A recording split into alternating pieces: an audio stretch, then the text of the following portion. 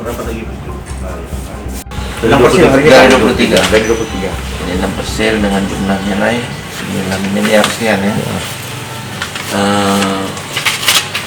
Kurang lebih target kita yang akan dibebaskan itu 300 meter dari 700 meter yang sudah kita desain. Dan dengan pembebasan ini insya Allah kita tahun ini dengan dana 10 miliar 100 meter yang sudah kita lakukan penimbunan tahun lalu. Nah, target kita di 2021 ini tuntas.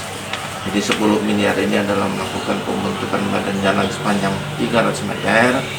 Kemudian yang PBDP akan melakukan pengerasan hotmix sepanjang 400 meter.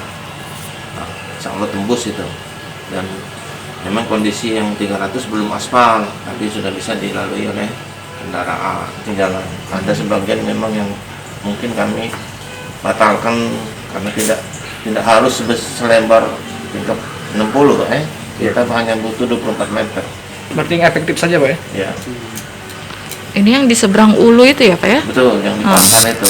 Yang di Makanya pasar. kami minta bantuan Pak Camat, mungkin ada pergeseran kegiatan pasar itu ya, pelaksanaan pembangunan itu bisa ke kiri kanannya atau kembali lagi ke bawah jembatan musiman itu.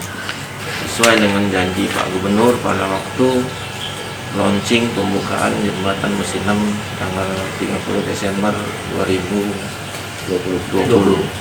Jadi 2021 insya Allah lintasan Musinam sudah bisa dilalui oleh kendaraan.